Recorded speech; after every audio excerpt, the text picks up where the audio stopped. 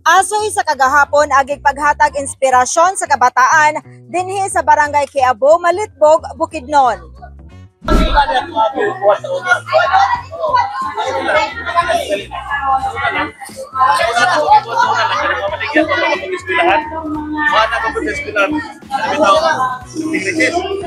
Mana na ko sa una kay anak ay hati ka po. O hati ko sa una kana anak ko patay ano maniklaw.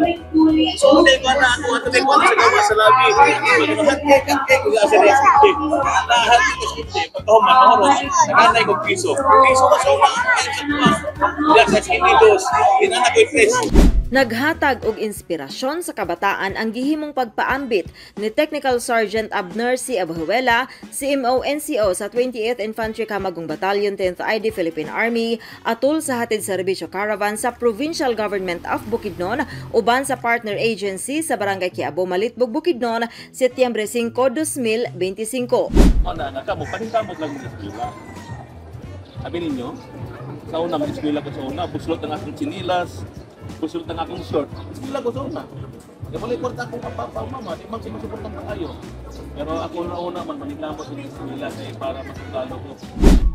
Gipasalamatan ni Technical Sergeant Abajuela ang pangagamhanang probinsyal nga gipangunahan ni Governor Rogelio Nil Roque sa pagpasiugda niini nga serbisyo ngadto sa kabarangayan tungod usa kini sa paagi nga magmalipayon ang mga residente diha sa komunidad nga sarang magpalambo sa maayong relasyon tali sa mga lumilihok sa gobyerno ug sa katawhan.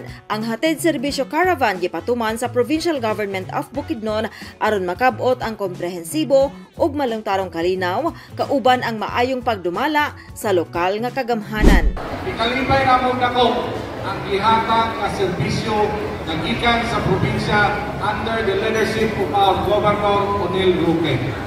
So nalipay kita tungod kay ang mao nga serbisyo nga gikan sa probinsya mas isang taliwala nalayo ang atong lugar pero natagaan din kitang panahon na matagaan, malagaran, masuportaran susama aning mga serbisyo nga ilang gihatod karong adlaw.